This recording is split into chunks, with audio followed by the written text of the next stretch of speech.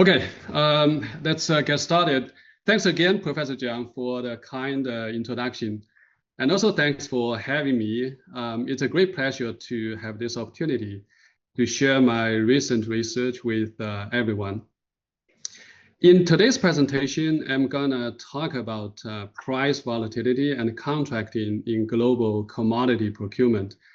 This is a joint work with my co-authors, Xing Wei, Liu Liming, and Zhao Qian. Right now, we are thinking about how to extend this research. So if there are any questions or comments, either during the presentation or at the end of the presentation, I will be happy to discuss them. We appreciate any feedback that may help us dive deeper into this line of research. First, a little bit background about this topic. We know global supply chains are important because they allow firms to access a wider range of materials and labor at potentially lower costs, which can lead to better products and better prices for customers. However, managing a global supply chain could be challenging because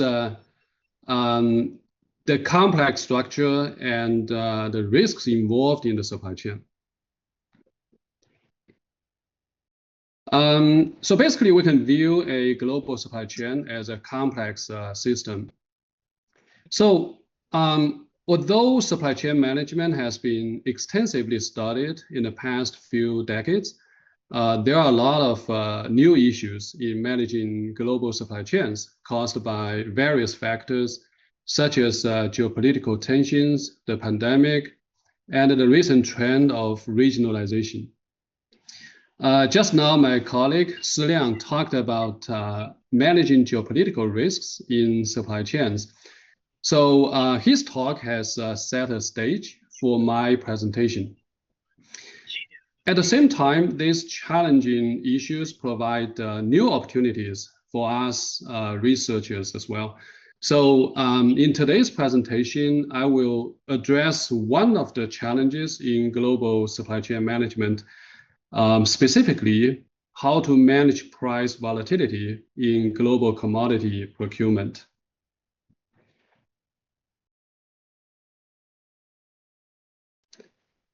Okay, here's the motivation for our research problem. First of all, we know there's a wide range of commodities that are being traded every day in the global market. This includes agricultural products, gas and oil, iron ore, precious metals, and many other things. And this is a huge market. I Googled it yesterday and found that the global commodity trading profits topped $100 billion in 2023. Notice that this is the profit, this is not the revenue. If you look at a single commodity product, for example, iron ore, okay, the global iron ore market size was valued at $280 billion in 2023. Given the sheer size of the market, we know that commodity procurement is a very important decision faced by firms in today's global economy. However, managing such commodity procurement could be difficult because there are some unique features associated with the international commodity market. For example, the geographical separation of supply and consumption leads to a long and complicated procurement process. We can imagine that a Chinese firm, a Chinese buyer, procuring iron ore from Brazil. Okay, in today's paper, I'm gonna use iron ore procurement as an illustration. However, all the results can apply to other commodities too. So if you think about this procurement process, it may consist of many stages, including supply qualification, contracting, financing and payment, transportation, customs clearance, and so on. Okay, it's a very long and complicated process. And not only that, okay, uncertainties may arise from both the supply and demand sides in such a supply chain, and they can pose significant challenges to the buyers and importers. In addition to that, firms may have to place orders regularly over time, okay? And it's very costly to negotiate each order with the supplier. So as a result, the buyers often need to use long-term contracts to manage this kind of transaction.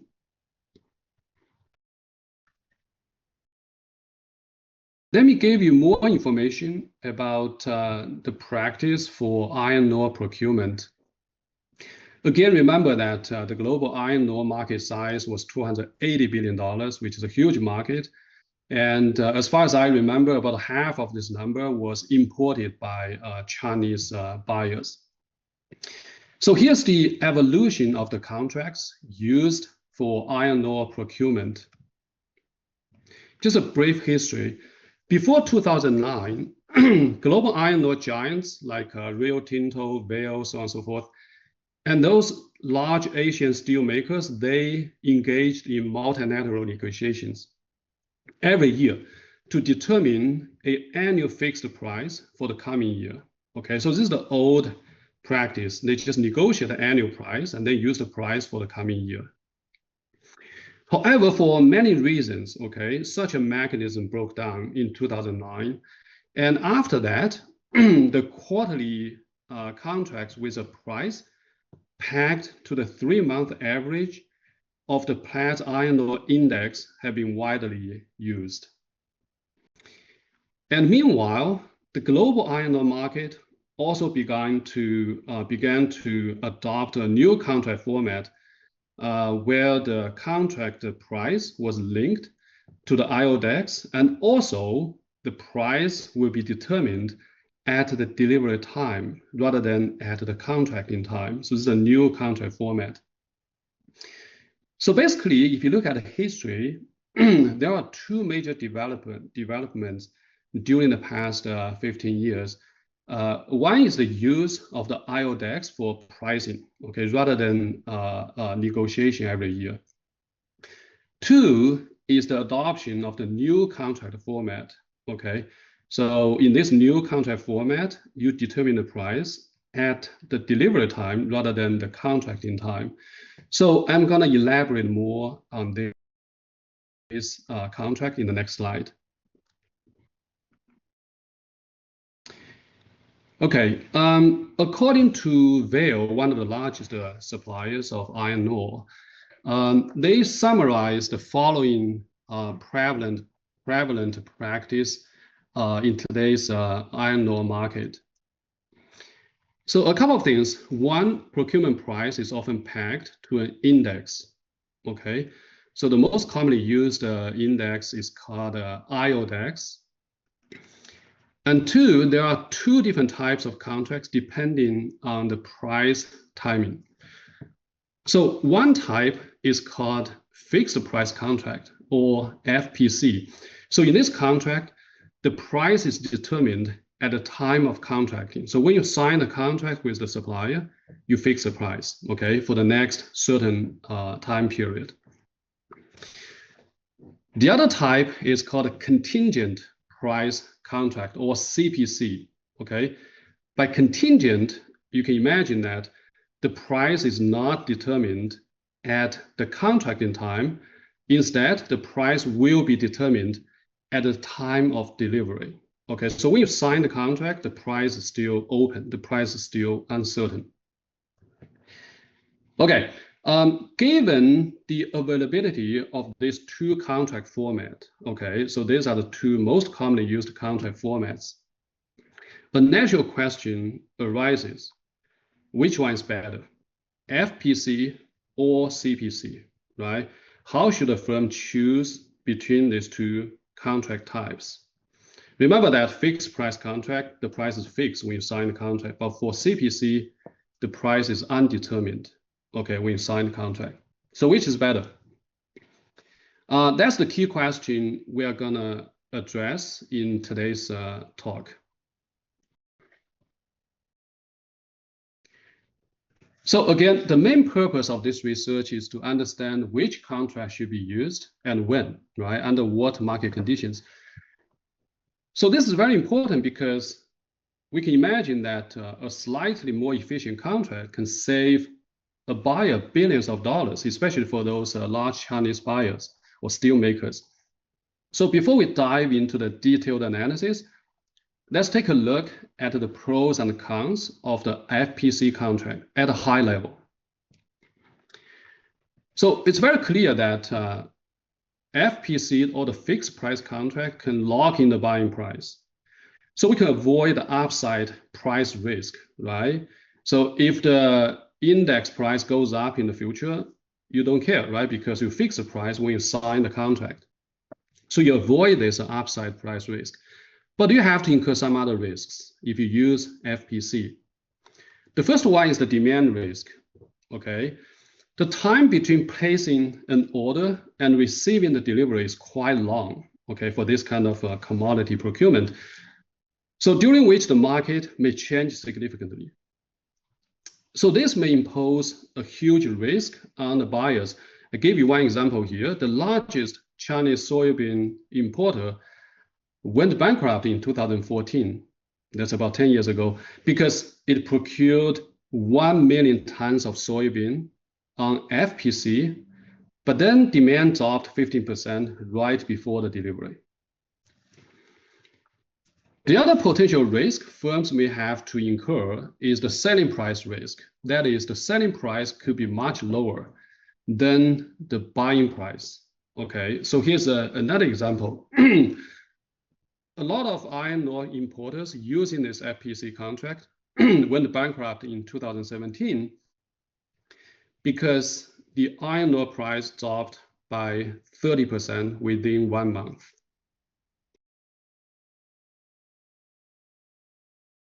So in contrast, if you look at CPC, right? So the CPC entails an uncertain buying price. So that sounds riskier, right? It's risky because the price is not locked in.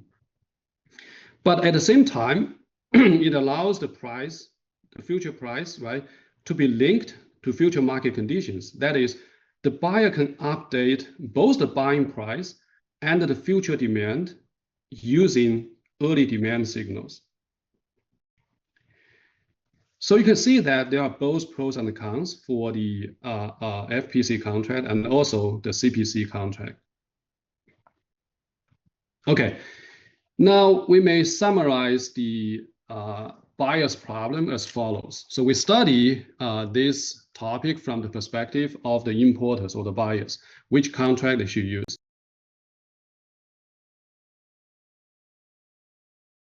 That specifies a pricing scheme. Right? You need to identify a supplier and then sign a long-term contract with a certain pricing scheme. And then after that, you place orders regularly, right, to satisfy your demand or your production requirements during this contract period. But the challenge is that future demand and index prices are uncertain. So you are facing all these kind of risks or uncertainties when you make your contract decision and also your ordering decisions. By the way, the other thing I want to emphasize is that for most industries that rely heavily on global commodity procurement, there's intense market competition. Think about the steel makers, right, in the Chinese market. So when the buyers choose their procurement strategy, they have to take the competitors' actions into account. So we have to study this problem in the competitive setting because that's normally the case.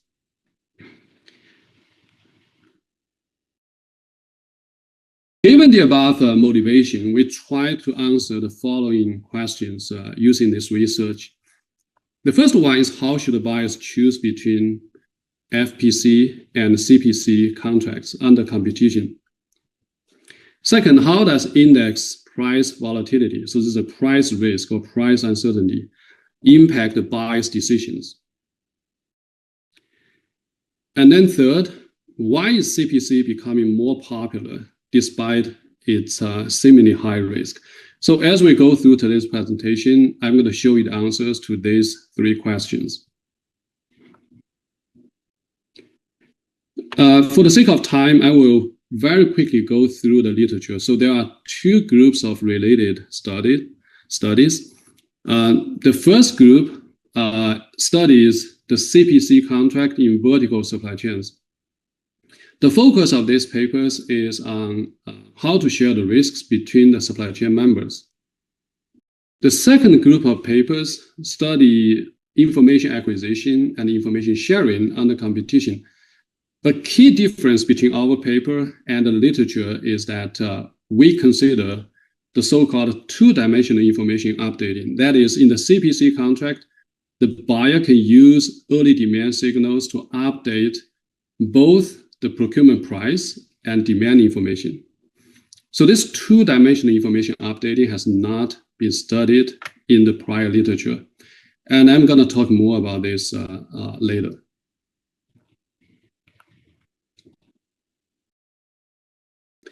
Okay, let's look at a model setting. For the sake of time, I will quickly go through the model settings. We consider 2 competing firms, okay? Let's say A and B. They procure a commodity from an offshore supplier to sell locally. We can extend this model to consider more than 2 firms, but the qualitative insights will not change. The suppliers provide 2 contract choices, FPC and CPC, which means the firm can choose either of the 2 contracts. Normally, for the same supplier, you cannot use both types of contracts. Okay, so if you want to use 2 different contracts at the same time, you have to use dual sourcing. But when you use dual sourcing, there are many other issues as well. For example, the quality of the iron ore. Okay, because different suppliers, they offer different types of iron ores, which may not be suitable for your production, for your furnace, for example. So we focus on just 1 contract type for each firm. So here's a timeline. I want to explain this timeline a little bit because this can help us understand the decision sequence and also the information structure of the model. So you can see there are 3 time points, right, on this graph: TS, TO, and TD. So at TS, each firm chooses a procurement contract, either FPC or CPC, right, which determines the pricing scheme.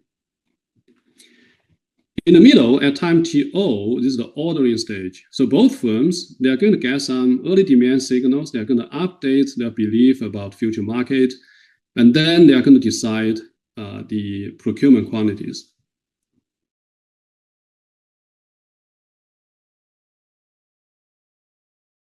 So in this stage, everything will be realized, right? And the firms can sell their order quantities at a market clearance price. We focus on a single order in this research. Remember, this is a long-term contract. You may place multiple orders within a certain contract period, but the analysis will be the same for each order. So we just focus on a single order in this research. Let me continue with the model setting. A few more things I need to introduce. The firm's profit functions are given by the following equations. If you use FPC, your profit will be equal to price PI minus W times quantity. So here W is the fixed price, right? Because you are using a fixed price contract. If you use CPC, the format is the same. The profit function format is the same. The only difference is now is PI minus S. S is the index price because your actual procurement price is pegged to this IODEX index price. Okay, so if you use CPC, S is a random variable when you sign the contract. The market clearance price for firm I is given by this equation. Okay, PI is equal to A plus epsilon A minus QI minus gamma QJ. Very standard demand function for a duopoly setting. So A is the intercept of the demand function. This is a constant. It's deterministic. But epsilon A is the random noise in the demand intersect. Okay, so that's why we have demand uncertainty. And gamma measures the intensity of competition. The higher the gamma, the more competitive the market is. The index price S is equal to mu S plus epsilon S. So mu S is the expectation of the price, okay? So this is a parameter, it's given, okay? But epsilon S is a random variable. So this is how we inject the noise into, or uncertainty into the index price. And the key element of this problem setting is the correlation between epsilon S and epsilon A. Okay, this is very important. Okay, this is the key to the model. This basically says that there's a correlation between your future market demand and your future index price. Because of this correlation, rho, right? Rho is greater than 0, less than 1. Because of this correlation, when you receive an early demand signal, you can update your belief about future demand, and also you can update your belief about your index price, okay, your future procurement price, if you use the CPC contract.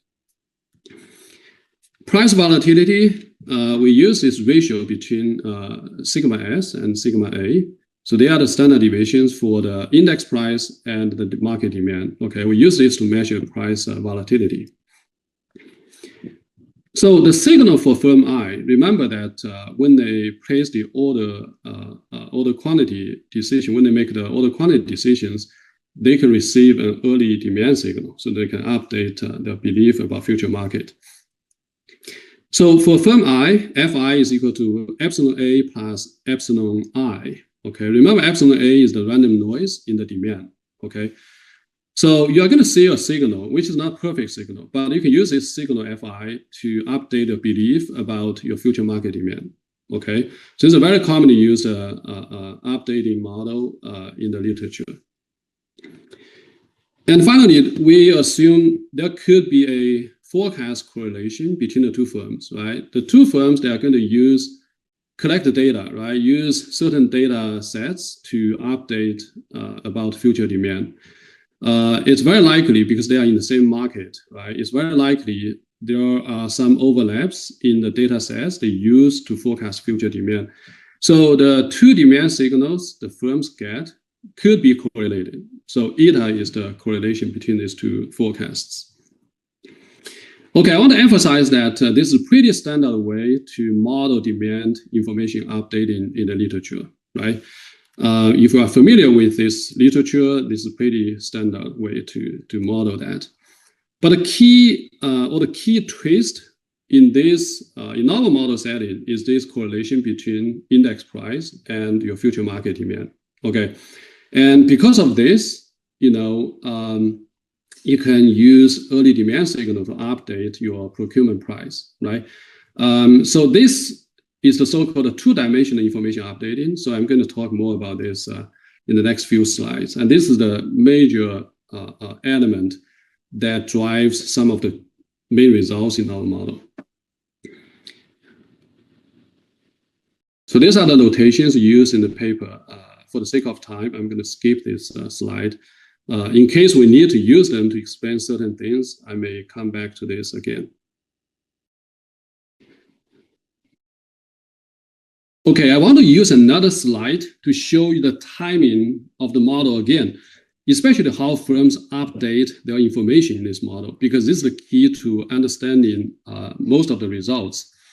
So again, you can see this decision and information timeline. So the key thing I want to mention is the stage in the middle, which is TO. So this is when firms make their order quantity decisions, right? If you use the FPC contract, the fixed price contract, then you can update about epsilon A using your demand signal Fi, right? But if you use CPC contract, if you choose the CPC contract, then you can update on both epsilon A and epsilon S, right? Because you see the signal Fi, so you can infer something about future demand, right?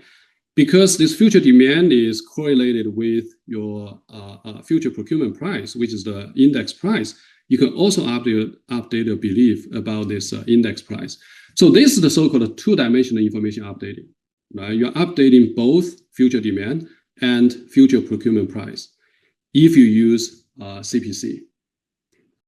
And this has not been studied in the literature. And later, I'm going to show you this twist plays a key role in the impact of price volatility and in the firm's contract choice. Very quickly, the roadmap for the rest of the presentation. So we can solve this problem using backward induction. So first, we can solve the second stage problem, which is a Kuno subgames. So this is a quantity competition, right? After you receive the products. So there are 4 subgames, FF, CC, FC, or CF, depending on the contract choices of the two firms. And then we go back to look at the first stage game, which is the sourcing game. So in this game, the firms choose their contract types.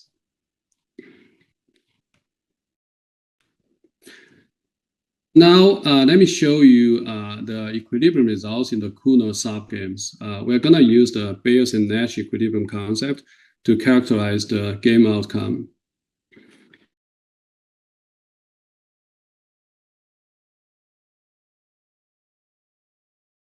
So we can derive all the order quantities in equilibrium for each of the subgame. However, the quantity expressions for those order quantities are very tedious, quite complicated. So instead of showing you all those complicated formulas, I will just explain the structure of the order quantity decision, okay? So for each firm, the order quantity decision has 2 components. So here you can see BQ and IQ. BQ is the base quantity, and IQ is the information quantity, okay? So this IQ term can be written as Ki times Fi. Remember, Fi is the signal, right? You get a signal. Signal can be high, can be low, and Ki is the coefficient of this demand signal. So this Ki is quite critical in our analysis and in the interpretation of the results. So we're going to refer to the absolute value of Ki as the adjustment magnitude, okay? So how much you want to change your order quantity based on signal, basically. And then the direction or the sign of Ki is called the adjustment direction, okay? So Ki can be positive or negative. If it's positive, it means a stronger signal leads to a higher order quantity. But if Ki is negative, a stronger signal can lead to a lower order quantity. Okay, so this Ki is quite important in our analysis. So I'm going to use this again in the next few slides. To help you understand these order quantities, I just want to give you one example. So this formula you see at the bottom of the slides is a QIFF. This is the equilibrium quantity in the FF subgame. Okay, so you can see the first term is the base quantity. It has nothing to do with the demand signal. So we call this the base quantity. But the second term is called the information quantity. Okay, so you can see this can be written as a big coefficient times Fi, right? So this is a big Ki times Fi. Again, this information quantity is how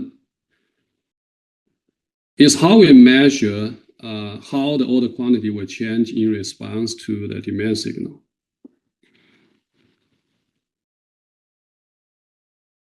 Next, I'm going to introduce the price learning effect.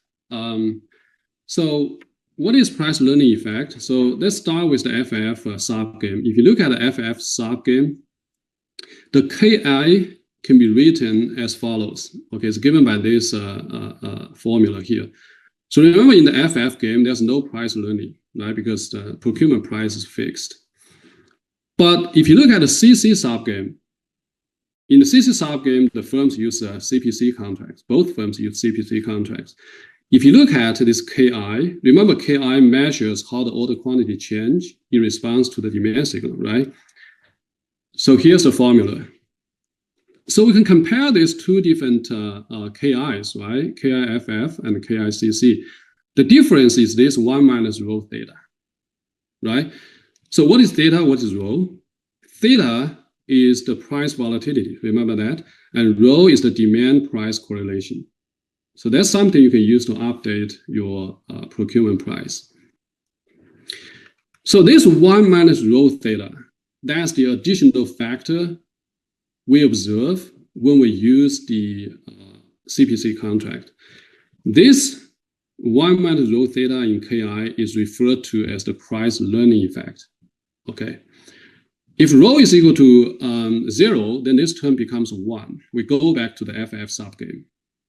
Okay, but if rho is not equal to 1, not equal to 0, then this term is non-zero, and we know that because of this correlation, you can update about your price. So we're going to have this price learning effect, and this will change the firm's order quantity. Does that make sense? Okay. So this PLE or price learning effect arises from the use of CPC. It only happens in CPC. And price information updating. Because of rho is greater than 0, you can update about your future price. Okay, so I want to say this again. Under CPC, the firm can learn about the procurement price using the early demand signal. Okay, and as a result, the order quantity decision will change accordingly, right? How does it change? Mathematically speaking, we're going to have a new factor, which is a 1 minus rho theta. Okay, so the change is represented by this Ki coefficient. Good. How does this information updating affect firms' ordering behavior? So let's look at the CC subgame here. If you look at the IQ, which is the information quantity, right, under the CC subgame, so this is the IQ term in the order quantity formula. The PLE may reverse the adjustment direction if theta is greater than 1 over rho, right? You can see this additional factor 1 minus rho theta here. If theta is greater than 1 over rho, then this additional term will be negative, which means you change the direction for how you respond to the demand signal, right? If it's positive, we go up. If it's negative, the quantity go down. So how can this happen? Intuition is that a stronger demand signal Fi, right? If you see certain demand signal, you are going to respond, right? You're going to change your order quantity based on this demand signal. If you see a strong demand signal, there are two effects on your order quantity. First, it indicates a high demand. Obviously, you want to increase your order quantity. So this demand updating effect leads to a higher order quantity. However, there's an opposite driving force too, because strong demand signal indicates a high procurement price, right? In CPC, you know that if demand is strong, because of the positive correlation between demand and index price, my procurement price should be high too. So this leads to lower order quantity. So if theta is greater than 1 over rho, it means that price updating dominates demand learning and thus reverses the overall learning effect. Okay, so from this discussion, we can see that the price learning effect, or in other words, the two-dimensional information updating could be very different from one-dimensional information updating, right?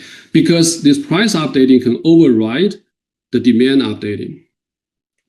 Okay, so this will change many of the results we have seen in the literature before. So how does price volatility affect firms' profits, right? Intuitively, high price volatility will make firms worse off, right, in terms of their profits. So if you look at the CC subgame, okay, that is both firms use CPC contracts. The firm's ex-ante profit, expected profit in equilibrium, is given by this formula. So basically, it shows that the profit will increase if theta is greater than 1 over rho. The profit will decrease in theta if theta is less than 1 over rho. So there's a threshold. This is an interesting result because it says that under certain conditions, the price volatility, a higher price volatility actually can increase firms' profits. So here's the intuition. When price volatility is high, price updating dominates demand updating. Okay, and the firm's responsiveness, which is measured by the absolute value of Ki, increases in theta if theta is greater than 1 over rho, which leads to higher profits for both firms. So I want to emphasize that this interesting results depends on the price learning effect. Okay, if rho is equal to 0, which means there's no price learning, then this result will not happen, at least for this model setting. So the above results shows there is a bright side of price volatility. So price volatility is not necessarily a bad thing in this case. When at least one firm adopts the CPC, both firms' equilibrium profits may increase in the price volatility when the volatility is high. This is because of the improved responsiveness to market changes, okay, due to the price learning effect. A few more insights. The PLE enables firms to improve their responses to market changes. Right? When you have demand uncertainty, when you have operational uncertainties, better responsiveness is always good for firms. So this PLE plays a role similar to actual operational flexibilities. Okay, in the operations literature, we know there are a lot of classic strategies like quick response, delayed differentiation that can help us mitigate the risk of operational uncertainty. And in the CPC, the price learning effect has a similar role. And finally, this also indicates that hedging against the price risk may not be optimal all the time, right? Because in this case, if you have higher price volatility, when you use CPC, you can benefit from this high price volatility. So there's no need to use expensive hedging tools to hedge against price volatility. So I want to emphasize again, so the above result was driven by this two-dimensional information updating, right? Demand information updating creates the information quantity. So we have seen this formula, which helps improve the order quantity decision. And then updating index price belief at the same time, right, creates a unique response effect based on index price volatility. So two effects here. One, it enables firms to improve their response to market changes, because not only you can learn about future demand, you can also learn about future procurement price. Second, it allows firms to benefit from the increase in price volatility. Okay, under CPC, it's possible that you can benefit from a higher price volatility, especially when the volatility is already very high. Okay, now I go back to the first stage, which is the sourcing game. Okay, let me show you the results about the firm's sourcing game. So we start with rho is equal to 0. In this case, there's no price learning. Okay, so there's no two-dimensional information updating. So in this case, if we look at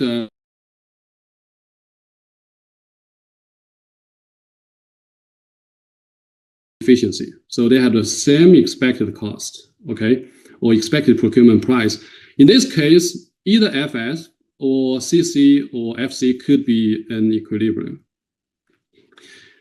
When W is not equal to mu S, that is, one of the contract type has certain cost advantage.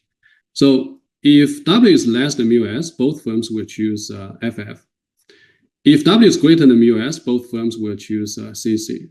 So the conclusion is quite simple.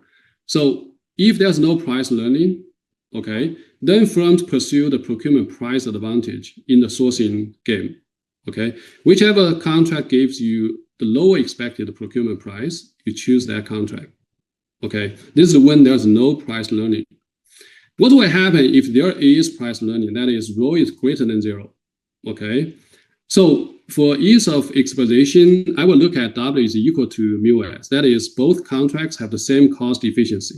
Because if one contract has a better cost efficiency, it will make this contract more attractive. That's quite intuitive, right?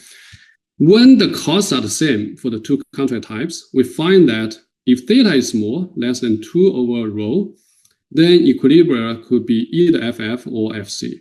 If theta is greater than 2 over rho, that is, price volatility is very high, then the equilibria could be either FC or CC. Now you can see that CC is possible, right, when theta is very high. The detailed results about the sourcing game equilibrium for rho greater than 0 is very tedious. Okay, it depends on the parameters, the market parameters, and they have very long expressions. So I don't want to dive into all the technical details. So the conclusion we have from this rho greater than zero case is that high price volatility induces firms to pursue the responsiveness of the CPC, which means high price volatility makes CPC more attractive. Okay, so I think I'm almost out of time. So let me quickly wrap up the results. So one more thing I want to show you is, in general, we find that there are several factors that may affect the firm's contract choice.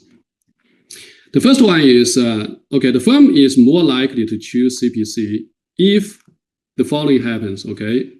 The price volatility is high, okay?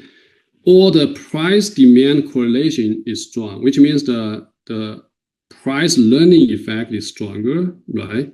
Then you tend to prefer CPC. And then the market size is small, right?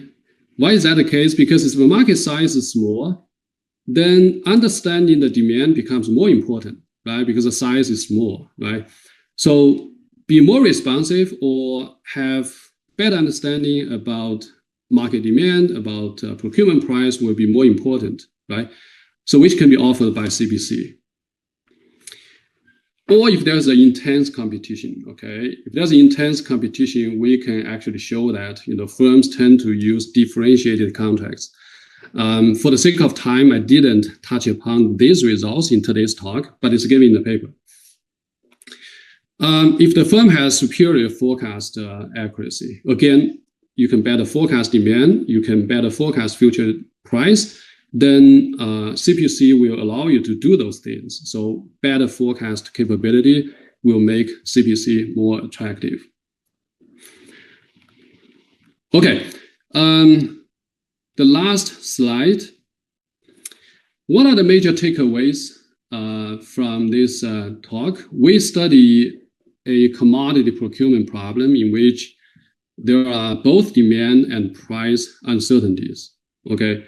We find that in the competitive procurement setting, a price learning effect arises from CPC and creates the so-called two-dimensional information updating. And because of this two-dimensional information updating, we have the following two results. The first one is the firm's ex-ante profits may increase in price volatility when the volatility is sufficiently high. Second, the prevalence of CPC in global commodity procurement could be explained by the price learning effect.